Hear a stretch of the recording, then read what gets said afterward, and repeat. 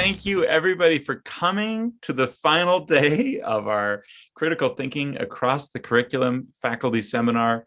So far, the presenters have been wonderful, and everybody who's come, I'm so grateful for you for spending your time to come and discuss critical thinking, teaching critical thinking together. It's been richly rewarding, and I'm super excited for our final day here, talking about critical thinking and assessment, how we can use data in developing our courses and in teaching and assessment results. And so it's a very exciting day. And so I'm just going to introduce all of our presenters today and then let them take it away. So we have 4 presenters from the Office of Assessment and Curricular Affairs.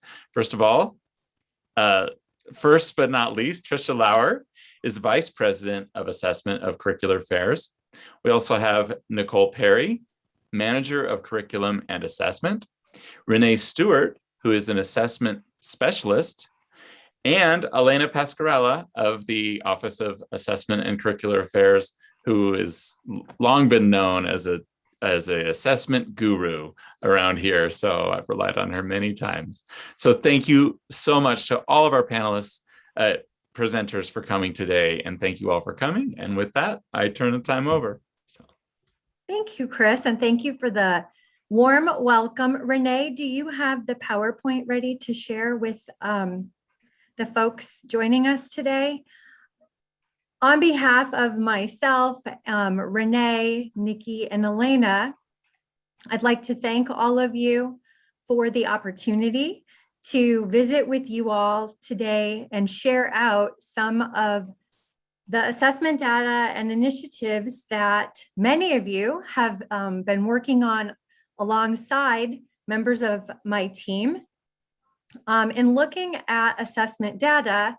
And our hope from today is to get you thinking about ideas and best practices you might like to share regarding critical thinking and improving critical thinking for our students, how data might further inform your decision-making about teaching and curriculum practices, and further communication between you, your colleagues in your department or academic areas, your colleges, and even across academics at large regarding needs that you might have about assessment data related to critical thinking to help you improve your pedagogy as well as looking at curriculum development. Next slide.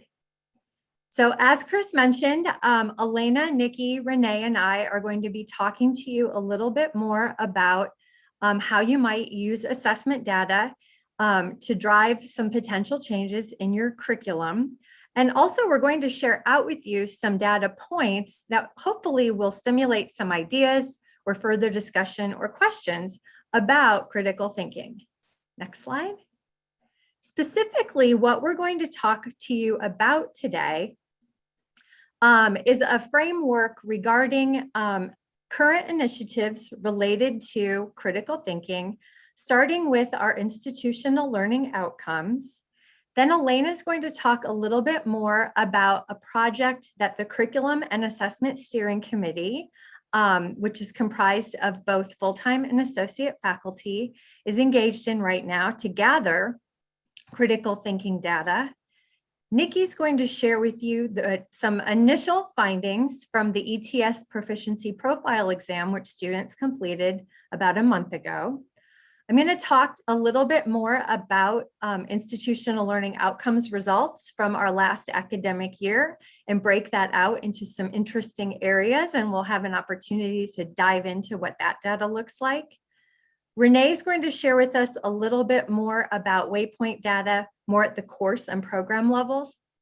And then we're going to make sure that we leave plenty of time for all of us to engage in some question and answer, share out and collaboration about ideas that have been stimulated not only today, but also by the great presentations we've seen over the last few days, starting with our keynote speaker on Monday, notably the student sessions on and share out on Tuesday, as well as the very interesting dialogue and ideas that our colleagues in the faculty, both the Forbes School of Business and Technology, and the College of Arts and Sciences shared.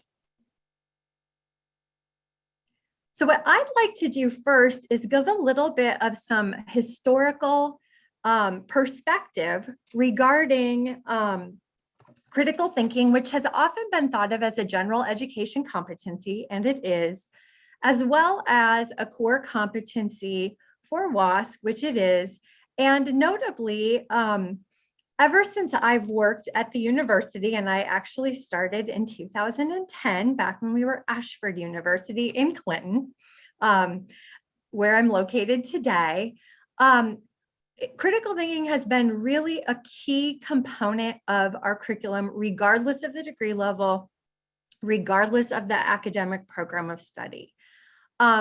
Several years ago, back in 2018, the then Assessment Committee of the Faculty Senate had desired to engage in a revision of our institutional learning outcomes. And it was recommended to us to hold off on making any sweeping changes to our institutional learning outcomes because our ILOs, I'll abbreviate them, it's a mouthful to say, were part of a previous recommendation from our accrediting body. So we did hold off on making any changes to those until after our 2019 WASC visit. We did get a recommendation from the visiting team to re-examine the process of our institutional learning outcome development, as well as how we assess the outcomes. And many of you were part of the steering committee that was engaged in the revision of the learning outcomes. And Chris was actually pivotal in helping us draft what became Institutional Learning Outcome 1. And we also decided at that time, based on recommendations from WASC, that rather than really doing deep assessment on all learning outcomes every year, that we focus on 1 or 2 per year and really spend a lot of time looking at ways that we can improve student learning and mastery of that outcome. And so for the 2020-2021 academic year, the focus based on the vote of the Curriculum and Assessment Steering Committee was to focus on Institutional Learning Outcome 1 and the written communication portion of outcome number 2. Now, today we're focusing strictly on critical thinking, so that's why only ILO 1 is highlighted. But because of that, Chris and I, as well as Mingzhen Bao, engaged in some conversations about how can we really make critical thinking the focus of a lot of the work being done across both colleges this year. And from that, I know Chris really spearheaded this effort and did a really tremendous job of hosting 4 days for all of us to learn more about critical thinking and think more deeply about critical thinking. And so I did want to share that context and that perspective, because I think what you'll see with Elena, Nikki, and Renee's further data presentations is that we have been and we continue to do a lot of work related to critical thinking and the assessment of student learning as it relates to critical thinking, particularly this institutional learning outcome, but we're really all dependent on one another as a team to make sure our students are able to walk away from UAGC being able to do institutional learning outcome 1. Next slide. So at this time, I'm going to turn things over to Elena to talk about one key assessment element of looking at ILO 1. Elena? Hi. So right now, as Tricia said, one of the key components of this deep dive into critical thinking is the Curriculum and Assessment Steering Committee's Institutional Learning Outcomes Capstone Project. So faculty members, both associate and full-time across both colleges representing all programs at the university, are currently engaging in an assessment of sample capstone papers from across the university using a specific critical thinking rubric. Now, this rubric was not designed by us because we have sort of that waypoint data So we wanted to look outside of UAGC, and what we decided to use was the Association of American Colleges and Universities, AAC&U, value rubrics related to critical thinking. And really the idea behind this was so that we could engage faculty in this assessment process to identify potential areas of opportunity for improvement across the discipline as it relates to critical thinking. And because these value rubrics are used by other institutions across the country, we're also able to see with some of their data as they bring that in, and to see how we compare to others in this area. And so we're looking at this specifically to triangulate our data with this project, the benchmarked ETS proficiency profile and assignment specific data from Waypoint.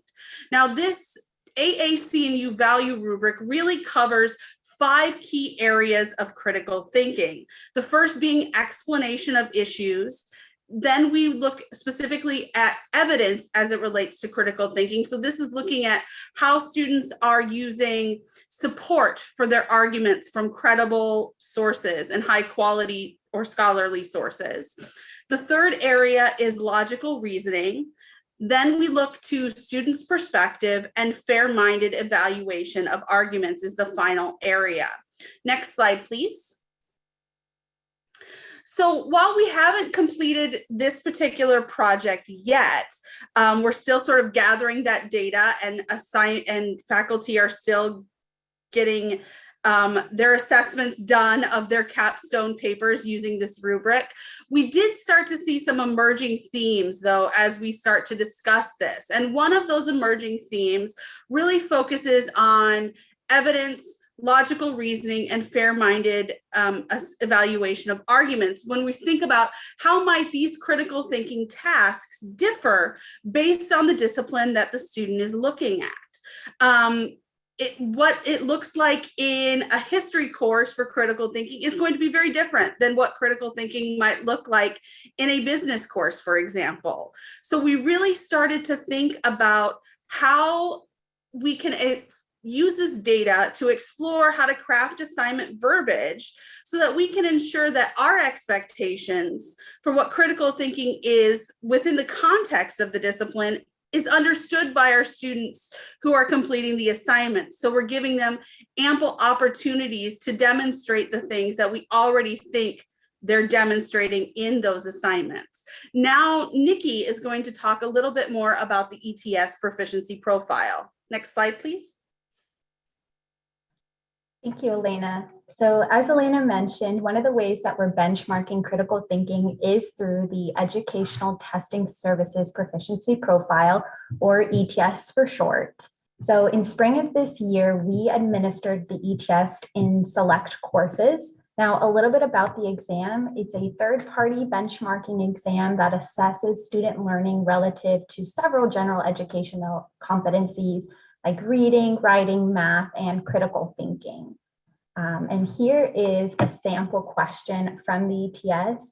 So if you guys know the answer, feel free to drop it in the chat. But next slide.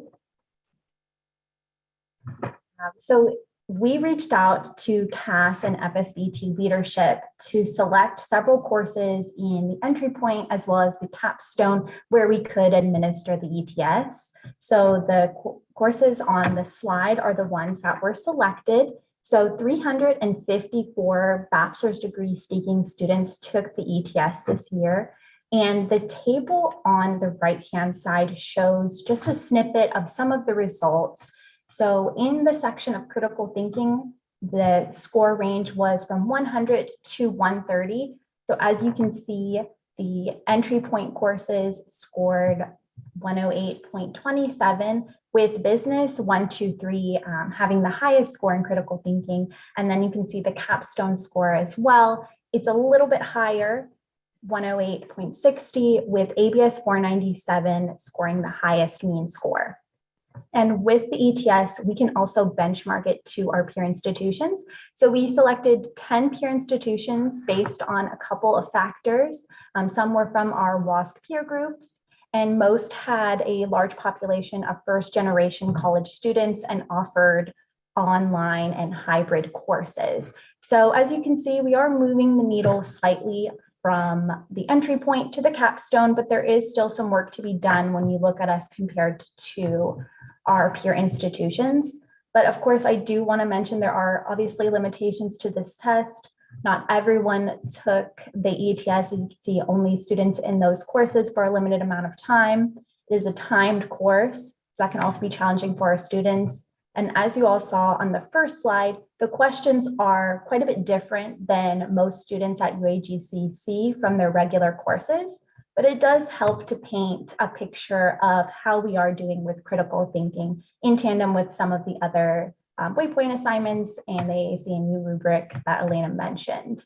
And for those of you who are interested, we are wrapping up writing our final report on the ETS, and I will be sending that out to the CAS and FSBT leadership.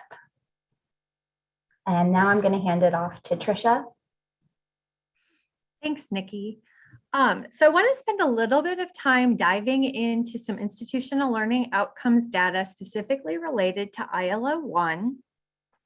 As most of you know, we use Waypoint as our assessment management system.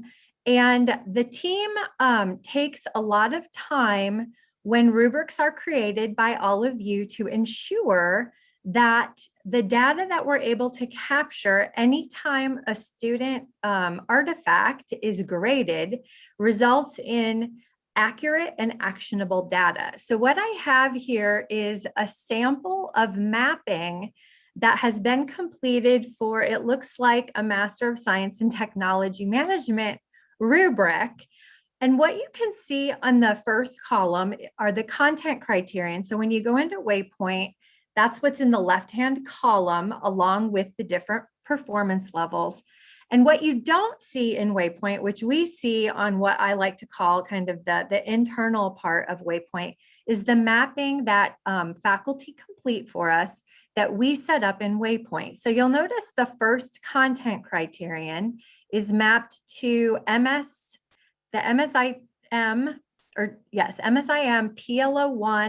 PLO1R 2R. And what that means is it's at the reinforced level. That's our own internal coding for the assessment team and me, as well as ILO 1, ILO 3, ILO 4, and then AIS 600 CLO 1. So that's what the coding is, just for us to keep track of, but just want you to see that we do tie different parts of rubrics to key learning outcomes, whether it be at the course, program, or institutional level. So when a faculty member marks that particular part of the assignment as distinguished, proficient, basic, below expectations, or non-performance, a data record is created for every single one of those learning outcomes.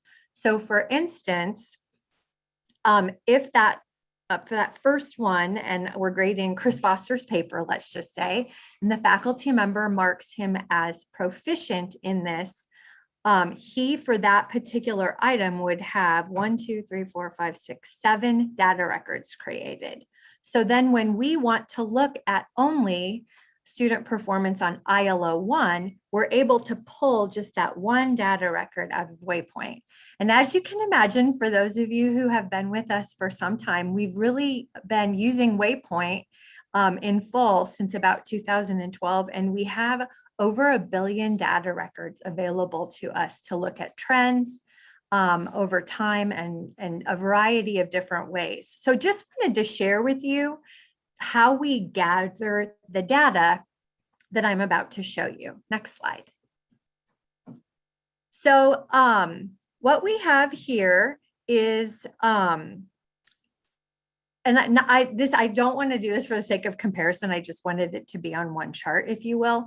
What we have here is overall student achievement on institutional learning outcome 1 for all records that we captured from 2020, from July 1st, 2020 to June 30th, 2021. So you can see this is the distribution of records, and it's my team and my responsibilities to share with you the data and just to kind of say, hey, this is what catches our eye, or this is where we might warrant further investigation or partnership to look at what might be happening. And remember, we really consider proficient and distinguished to be acceptable for our students. We'd want, of course, every student to be in distinguished, but if a student is proficient in a learning outcome, then we consider that to be very well as well. When I looked at this data, what caught my eye was that 7%, a little more than 7% of students in Forbes School of Business were scoring non-performance in any item related to critical thinking. And so that kind of made me stop and take pause and go, I wonder what might have happened. And Elena and I were talking about this a couple days ago. And usually when a student scores in non-performance, it means that they have probably done the other parts of the assignment, but simply either didn't complete that part or didn't complete it. Actually, they just didn't complete it. Wasn't that right, Elena? What we decided is they just generally speaking, non-performance is they didn't complete that piece of the assignment. And so that, of course, would then necessitate that we dig in to see why that is a problem point for students. Yes. As we look at that assignment. So keep this one in the back of your mind as something that we might, for any Forbes faculty who are with us, we might want to dive in deeper to that as we look at some of the other slides. So Renee, next slide, please. So what we have here is CAS undergraduate achievement by department. So now what I've done is I've pulled apart the data and we're looking at undergrad achievement in CAS only. And so again, nothing necessarily catches my eye one way or another, but it's interesting to see, and not necessarily for the sake of comparison, but how we have a good proportion of our students performing at basic. So what for me it says is, how can we move the students who are performing in basic up to proficient so that we have more students at an acceptable level? Next slide.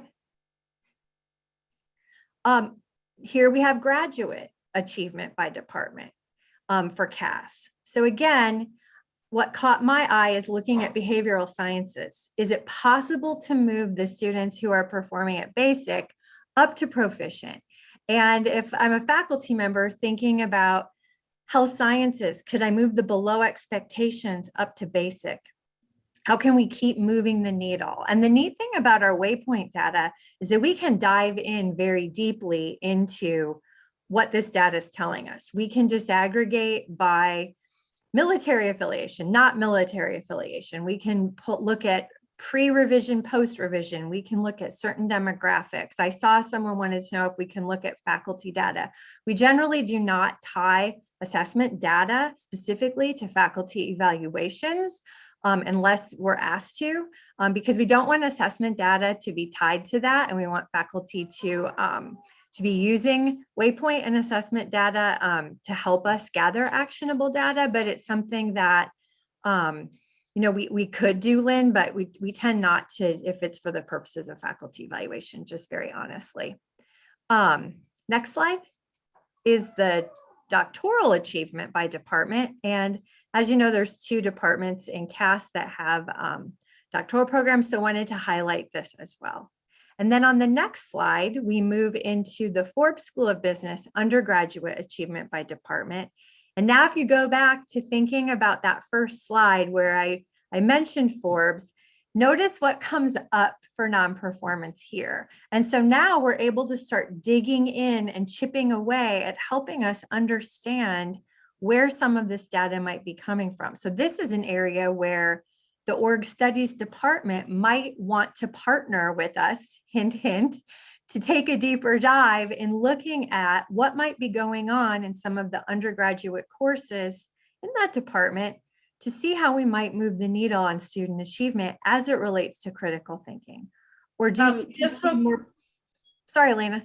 I was going to say just real quick, Tricia, in response to Stacy's question, talking about this non-performance. We're not able, I mean, if we wanted to do a deep dive to go through every rubric that every faculty member submits for non-submissions, if they're hitting non-performance on everything, that's something that we could do, but that is sort of a heavy lift, which is why it is best practice that we ask faculty to leave rubrics blank if a student does not submit the assignment, rather than submitting non-performance, because it does have the ability to skew the data. So it could be, as we deep dive into this non-performance, that it's not a case of students not doing it, it's actually a case of faculty sort of misusing the rubric in order to put that 0 in by selecting non-performance.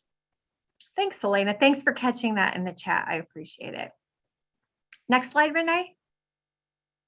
And then here we have graduate achievement at the Forbes School of Business and Technology. And so I think here's an opportunity thinking about the advanced management studies students. Could we move the needle on the students performing at basic over into proficient? Another area for thinking about how we might engage in further collaboration to see where we could make some changes and improvements. Next slide. And so Peggy, I didn't think I had a doctoral slide. And so to answer your question, that one is a yes. And if you want, I can provide you a breakdown of the doctoral data for your program if you'd like. Just connect with me and we'll get you that. And then on this last slide, I just picked a handful of capstones, and they don't necessarily go together, and I've intermingled undergraduate and graduate together. So, so thank you for humoring me on being accepting of my slide, but here we have just different capstones. So I've even been able to break it out further to see specifically how students are performing on any content criteria mapped to institutional learning outcome 1. And so we have the ability to slice and dice any way that you would really like to see data. The team has a lot of data at their disposal. We can look pre-revision, post-revision. We can look at specific assignments. We can look at specific items of a rubric in an assignment if you're trying to move the needle or want to see how any of the things that you're trying in your classes are making a difference. And with that, I'm going to turn things over to Renee. Thanks, Tricia. Let's see if I can unmute myself and change the slide. There we go. All right. So next we're moving on to how the programs at UAGC implement ILO 1. We will be using the Bachelor of Science in Cyber and Data Security Technology as the example. Critical thinking is an important skill to help cybersecurity professionals understand how to address problems and risks and use logic to implement the decisions and approaches that secure against internal and external threats. While critical thinking is a gen ed competency, faculty have really understood the importance of ILO 1 and embraced its use throughout their programs. This slide shows how ILO 1 is aligned to the BS Cyber and Data Security Technology using 3 program learning outcomes. Using CYB 301 and the capstone CYB 499 as 2 examples, their specific course learning outcomes mentioned are part of what the instructors use to measure students' critical thinking skills by the end of each course. In CYB 301, the students are introduced to cybersecurity topics and start to apply critical thinking to define risks, threats, and vulnerabilities while preparing to create a policy. By the time they reach their capstone, they are applying their critical thinking skills and explaining their logic and reasoning of concepts to design and implement a secured solution. In the end, students have been able to assess situations, analyze problems, and explore possible methods to determine an appropriate solution using the skills developed throughout their program. So this slide here, as the assessment team, we want to make sure that we are measuring student progress. Using waypoint rubrics, we are able to measure the course, program, and institutional learning outcomes to see how well students are applying critical thinking. As a reminder, lead faculty map these learning outcomes to each rubric criterion. As faculty grade waypoint rubrics, they create data points that allow us to analyze learning outcome data. Looking specifically at ILO 1 here, on average, 83% of the BS Cyber and Data Security Technology students are scoring distinguished or proficient. This helps show that the students are successfully applying critical thinking concepts throughout their coursework. We hope these crucial steps are innovating students to develop and apply their critical thinking skills throughout their courses and programs, and continue to use it through their professional and personal life outside of UAGC. Thanks, Renee.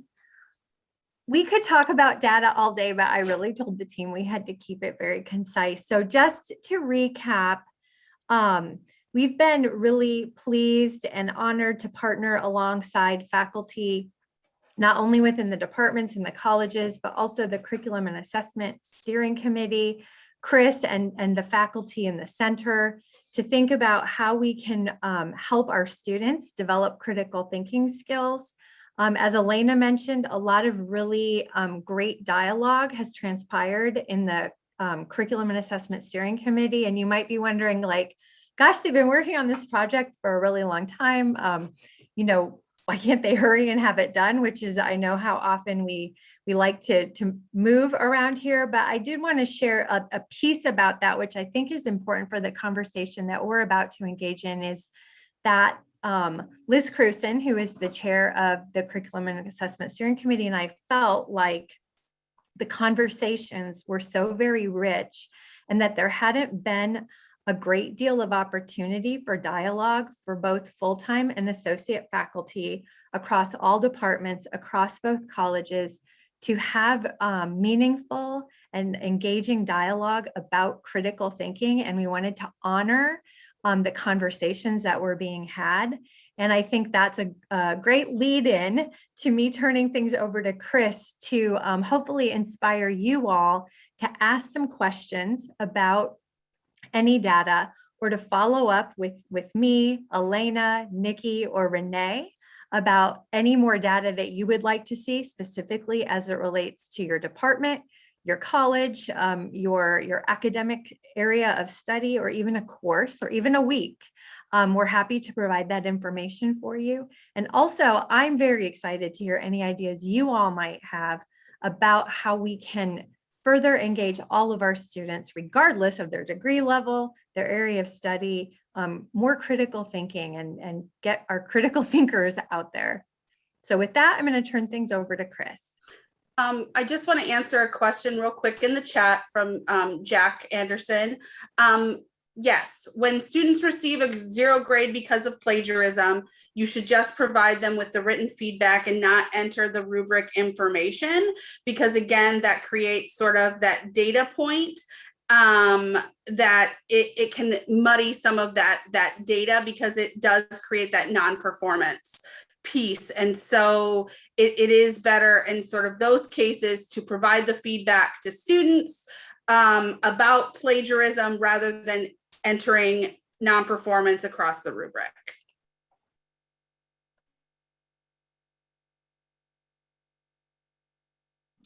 Chris, we'll turn it over to you. Yeah, sure. Thank you. That was wonderful, magnificent, action-packed, filled with great information and ideas, and a perfect starting point for a group discussion. So I mentioned yesterday that because we didn't have time for the Q&A, this Q&A period, which they've generously allowed 25 minutes, can include things about, let's start with things about assessment and course development, but we can also talk about teaching and things about how we can use the information we've gleaned today from Tricia, Nicole, Renee, and Elena. Those were all fantastic, and how we can both develop courses and teach courses in ways that move the needle, that promote critical thinking among our students. So I'd like to turn it over to everybody that came to share ideas, questions, clarifications, anything. For example, Stephanie included a link to some previous institutional work that had been done on critical thinking. It's fascinating stuff, and it's extremely useful, and it's great it's great to be reminded of what are the core concepts of critical thinking. So as I was planning this day, and I see Yolanda has a hand up, so just we'll get right to you. I was thinking about exactly that. Like, let's think across the curriculum. Let's think not just about, courses that introduce critical thinking concepts, but courses that reinforce them. Let's think about what are the core central concepts of critical thinking that we want to reinforce across the institution so that students achieve mastery by the time they get to the end, and to improve it the whole way, whatever their field of study. So with that said, I see some hands up. I'm very excited. Yolanda, I believe you were first. Go for it. Okay, thank you, Chris. So my question is, given the import of the rubric ratings from an assessment perspective, as well as from a student learning perspective, what are we doing to ensure inter-rater reliability across faculty with the use of the rubrics? That is a great question. I know my other colleagues in assessment and curriculum can answer this as well. We have over the years engaged in rubric calibration activities within specific assignments, within specific courses as part of course revisions, working on that. And that is something that we rely on faculty and lead faculty to really partner with us to sort of do that work. I know when we had a division of Gen Ed, nearly all of the courses in Gen Ed went through rubric calibration for those particular courses, as just sort of an initiative with that, when I was handling and working specifically with the Gen Ed psych sequence. And that involves, lead faculty and maybe one or two of their other core faculty getting together, looking at sample student papers, and getting that feedback, having that discussion in a small group about how the rubric should be used, what their intent is in the rubric, and then having meetings to present that out to their associate faculty and other faculty teaching that course. But a lot of that is done sort of on the course by course level.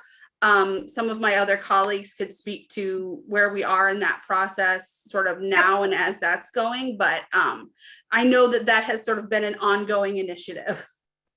Thanks, Elena. I'll step in and help. And I don't think this particular faculty member has joined us today, but for an example of where this is happening and great work is being done is in the Department of Education and Liberal Arts. Holly Lopez has really spearheaded this effort with Ann Swing, the assessment specialist who supports Dell. And every time a course is revised, engages in rubric calibration.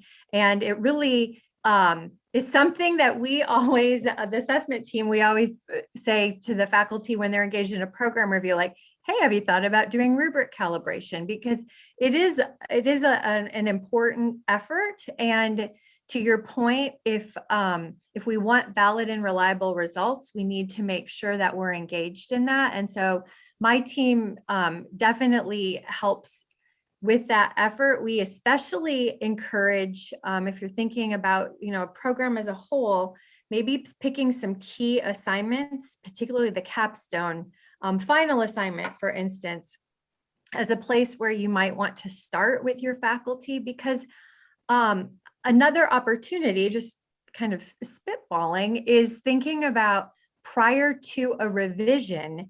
If you're not thinking of making sweeping changes to a particular assignment, you might want to look at the results of the rubric to see if it would warrant doing something different with the assignment, looking at doing something different with the rubric, for example, to help student achievement when they get there. So more being proactive rather than reactive, if you will, Yolanda. But it's definitely important to us. And we have some cheerleaders and champions in the faculty who are really engaged in it. But definitely Holly came to mind immediately when you asked the question.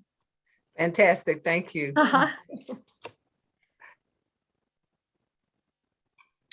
Can I just jump in? Would that be all right? Yeah, go for it. All right, perfect. Thanks.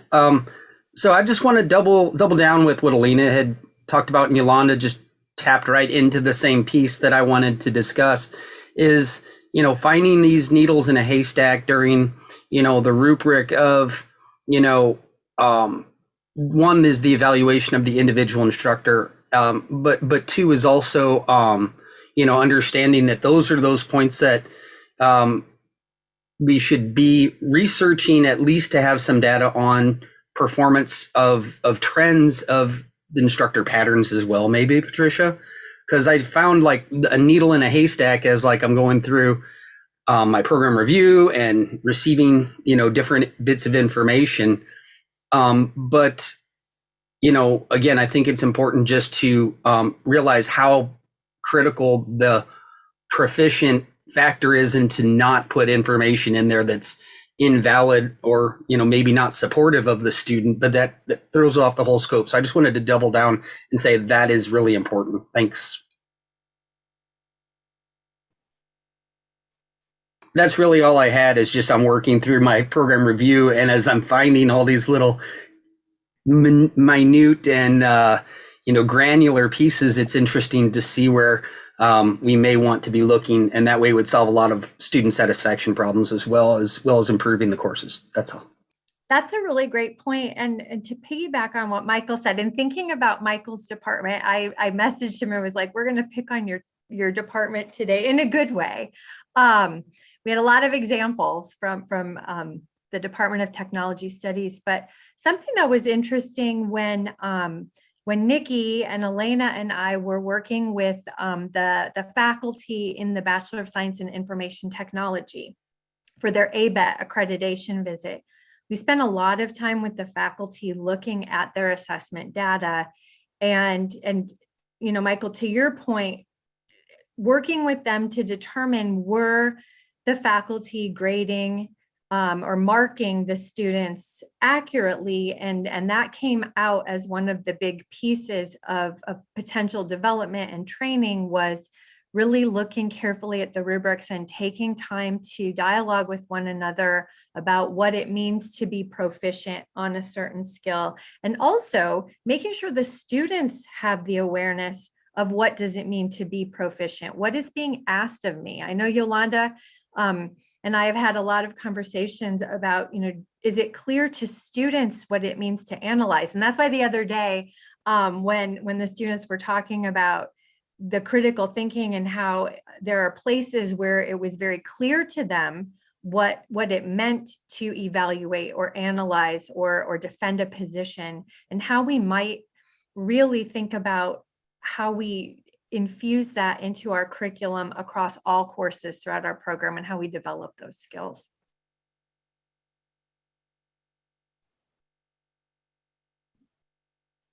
Those are wonderful points. Oh yeah, Michael, you unmuted.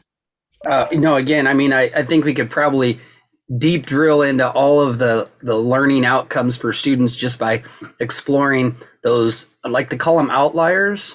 But I think that those are pieces we might want to look at least, definitely for the negatives on those. So thanks for listening. That's all I got. I have learned a lot from the first two questions and responses already. This is fantastic. So Julie Peterson. Hi, thanks. So I've been here since 2009, and you can't go through your first couple of years here or back then at Ashford without hearing the word assessment, and how much data we had developed in our unique, it was like one of our defining characteristics, and then I was on the Gen Ed assessment team where we generated all of that and everything. And it's just like, an amazing, like the factory that does this is like bigger than in Monsters, Inc. It just goes on in an infinity, and there's just all this. And so so these are my preface remarks saying like, I love all the assessment we do. And at the same time, as I listen to it, and as I've listened to it in my time here, there's a sense in which it's a little bit post-mortem, so to speak. The assessment, a lot of the assessment doesn't happen until week 5, where students have had the chance to demonstrate their mastery or proficiency, or basic of the materials. And I guess I'm just wondering if there's a way, this thinking out of the box, I'm sure, but a way like, after the grades are complete for week 3, or even week 5, that the individual student gets if they're not doing well in constructing logic, constructing arguments, or using sources, if they get like a snapshot of their current critical thinking skills at the moment, and the chance to take a little self-learning quiz, like the, what is it they use? What do you use in 103, Chris? There's a little artificial intelligence thing, but a chance Amplifier.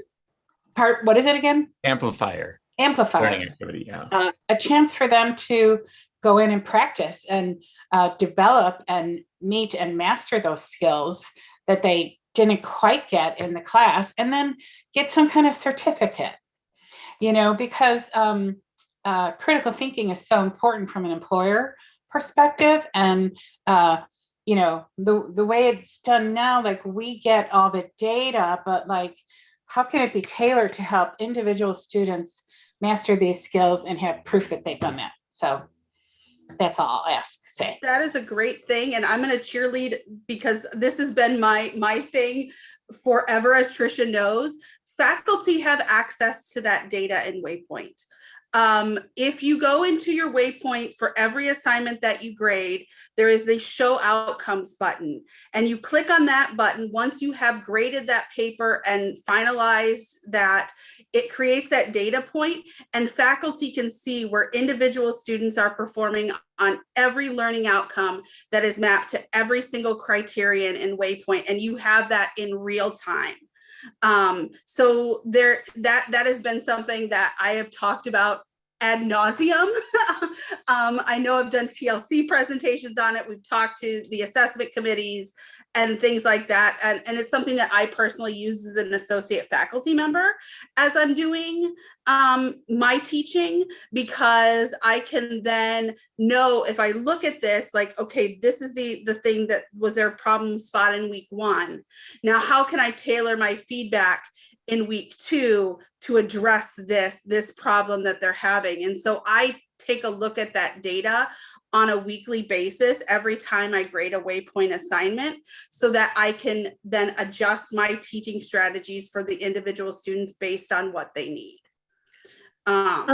Elena, that's very helpful. And I know, Julie, that we've received some feedback that maybe it's time to do another Waypoint Roadshow, right? Of showing faculty some of the features that are available that maybe you missed the training, or maybe, it's time for just a refresh. But I think, to your point, and it's a very important one, is how do we get that information into the student's hands, right? Is the student should have ownership in the knowledge of how they're doing on critical thinking. And so, so I think that's an area of opportunity that has not gone unnoticed on my end and my perspective. And I don't want to, go down a Waypoint rabbit hole, because I do want to talk about focus on critical thinking. But I have that written down in my notes about, what might we do to ensure that students also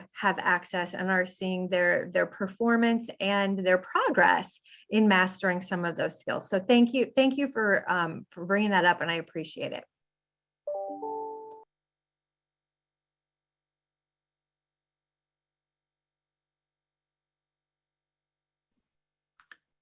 Waypoint Roadshow. That's great. I can't wait to see that. Anybody else? Ideas, questions, thoughts? I'll just share one while people are thinking. That ETS proficiency profile, we were pretty close to the average, but slightly below. And I was just sort of wondering about that, like, whether, like, of course, data is, there are many interpretations of the same data point always, right? So I was just wondering if that was something that we were,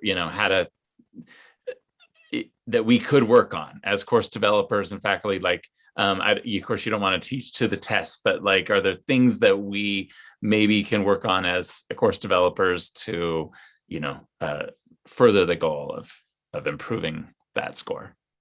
Any thoughts on that? Absolutely. I mean, as I said, we're going to send the report to the CAS and FSBT leadership. We're like putting the final touches on it, and then we're going to send it out to your leadership. So hopefully they will share it with you so you guys can see more of a big picture, because obviously one little score tells you very, very little. Yeah. But for the purpose of the presentation, I did want to share it out to you guys. But I think the full report will help paint a big picture of not only critical thinking, but some of the other gen ed competencies that we can work on. And I'm excited for those discussions and for what's to come.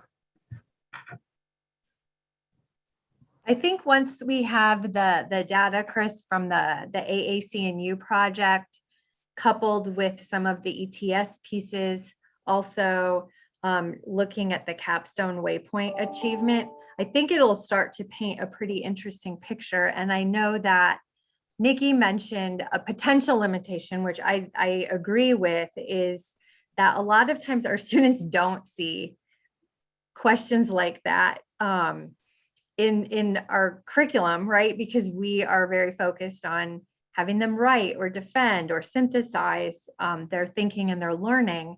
And so I know we had previously tried with not much success. In fact, I would probably say no success, doing a proctored online exam where the items were very similar to that as well. It was called the CLA plus. And, there's a reason that our students did not go straight to college, right? After high school, they didn't want to take the SAT. Even yesterday, Nikki's like, this question reminds me of the ACT. I was like, yes, it reminds me of the ACT. And so thinking of ways to help students maybe prepare themselves for having different ways to show their knowledge be thrown at them, but also to think about what it is that they need in their lives, in their professions, in their careers to be successful. So I tend to take the ETS proficiency profile with a slight grain of salt, because I was teasing Renee and Elena and Nikki yesterday. I'm like, I don't know if I could get this right in the amount of time you're going to have that item up on the screen. But definitely interesting information. And it's a good way for us to be able to benchmark how our students are doing against our peer groups. Thank you. That was great. Anybody else? Thoughts, questions? I don't have questions. I just want to simply say thank you to Tricia, Elena, Nikki, and Renee for your very insightful and thoughtful presentation today. A lot to think about for sure, and it's time just to digest and apply some crucial ideas and data resources shared during the seminar to our classes. And I want also to thank our attendants. I mean, everybody's participation. I'm so grateful for that. Let's keep the channel open. I'm not sure if we have students with us today. If so, this applies to you as well. I mean, your ideas, experiences, share with us, and then let us learn from you to make your UAGC experience more meaningful and engaging. And Chris, can we just give Chris a big round of applause? Unmute yourself if you want, make some noise.